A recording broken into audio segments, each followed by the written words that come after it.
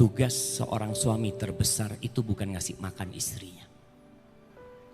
Sebentar lagi engkau akan mengatakan qabiltu nikahaha wa tazwijaha bil mahril madhkur. Aku menerima nikahnya, kawinnya dengan mahar yang disebutkan. Bayangkan hanya dengan ucapan ini Ajeng Karinanza jadi milikku. Maka Allah menyebutkan hal ini dengan sebutkan wa akhadna minkum mitsaqan ghalidha. Seorang lelaki itu ketika menikah, istrinya itu telah mengambil sebuah perjanjian yang dahsyat. Hanya ada 3 perjanjian yang Allah sebut dengan mitsaqan ghalidha. Salah satunya adalah urusan pernikahan ini. Dan tugas terbesar seorang suami adalah membimbing, menggandeng tangan istrinya menuju ke surga Allah Subhanahu wa taala. Karena ada pelimpahan tanggung jawab. Ketika seorang lelaki mengatakan qabil itu selesai sudah. Orang tua Ajeng Karinanza nggak bisa intervensi di rumah tangganya. Bahkan untuk memisahkan suami istri ini nggak bisa. Dengan kekuatan apapun itu jadi milik suaminya. Sehingga tatkala mereka harus bercerai, mereka harus ke KUA macam-macam. Maka tolong perhatikan bahwa tugas terbesar seorang suami adalah menyelamatkan istrinya dari api neraka, membawa istrinya ke dalam surga. Allah mengatakan ya ayyuhalladzina amanu qu anfusakum wa ahlikum nar. Wahai orang-orang beriman, jagalah diri kalian dan keluarga kalian dari api neraka. Agis jangan berharap masuk surga sebelum mempertanggungjawabkan istri. Jangan mau nyelonong masuk surga. Allah mengatakan waqifuhum innahum mas'ulun. Berhentikan mereka. Suruh berhenti mereka di padang mahsyar. Mereka akan ditanya. Dan Rasul sallallahu alaihi wasallam mengatakan kullukum ra'in wa kullukum mas'ulun an ra'iyati. Semua pemimpin dan akan dimintai pertanggungjawaban atas apa yang dia pimpin. Warrajulu ra'in fi ahli baiti. Dan seorang lelaki itu pemimpin di rumahnya. Dan dia akan dimintai pertanggungjawaban tentang apa yang dia pimpin. Maka persiapkan ilmu untuk membimbing Ajeng. Bagaimana akan dibawa menuju surga sedangkan Agis gak tahu rute masuk surga. Bagaimana membawa istri kepada Allah Subhanahu wa taala sedangkan Agis gak faham apa yang diridhoin Allah dan apa yang dibenci oleh Allah Subhanahu wa taala. Maka seorang suami dituntut untuk belajar agama ini. Sehingga dia bisa menggandeng istrinya menuju surga Allah Jalla Jalaluhu. Yang kedua, ingat hari-hari akan menyingkap kekurangan Ajeng Karinanza. Yang engkau nikahin bukan bidadari. Yang engkau nikahin seorang wanita yang tercipta dari tulang rusuk yang bengkok. Kata Nabi SAW. Lalu apa yang harus dilakukan seorang suami? Allah mengatakan wa'ashiruhunna bil ma'ruf. Bergaulilah istri-istri kalian dengan cara yang patut. Dengan cara yang baik. Fa'in karihtumuhunna. Kalau engkau benci sama istrimu.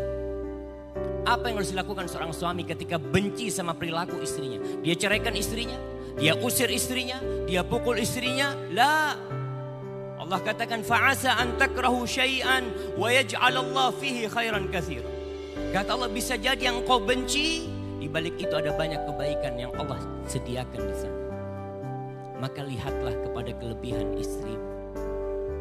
Kata Nabi SAW, la yafraq mu'minun mu'minah. Gak boleh seorang lelaki yang beriman, suami beriman, membenci istrinya yang beriman. In kariha minha khuluqan. Kalau ada perilaku dari istrinya yang dia benci, radhiya minha akhar. Ana yakin dia ridho dengan beberapa perilaku istrinya yang baik. Sehingga Agis pun datang meminang istrinya.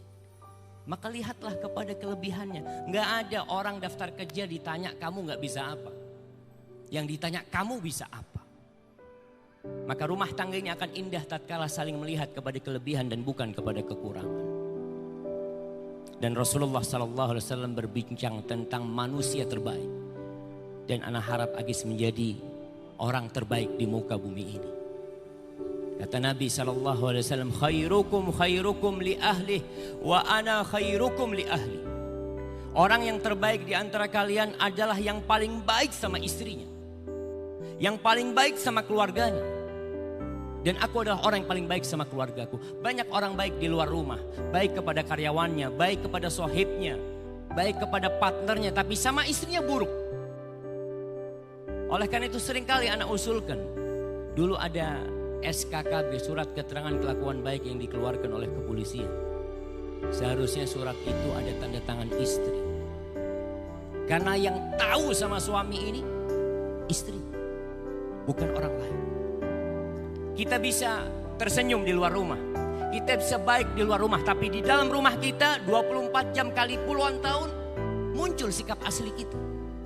Maka Nabi SAW memberikan sebuah standar kebaikan itu. Yang paling baik sama istrinya, itu orang yang paling baik di antara kalian. Terkadang seorang suami kalau ditelepon sama sohibnya, Masya Allah, ahlan wa sahlan, apa kabar, gimana? Ketika ganti yang telepon istrinya, iya, apa? Dia jadi berubah. Padahal inilah istrimu yang kau harus berbuat baik sama dia. Maka berusaha untuk menjadi orang yang terbaik. Kalau bicara romantis itu kata Nabi SAW, rahimallahu rajulan qama minal lail. Allah merahmati seorang lelaki yang bangun di malam hari, kemudian dia ambil uduk, kemudian dia sholat malam. Setelah selesai sholat malam dia bangunin istrinya, dek, udah mau subuh dek. Kalau istrinya gak mau bangun, diambilkan air, dipercikkan air di wajah istrinya. Untuk menghadap Allah Subhanahu wa ta'ala berduaan. Di akhir malam, tatkala doa mustajab pada waktu itu. Itu romantis. Ketika seorang istri berbisik kepada suaminya mengatakan, bang, udah azan bang. Dipanggil Allah bang, apa gak mau ke masjid bang? Itu romantis. Rumah tangga yang memang diridhoin oleh Allah Subhanahu wa ta'ala.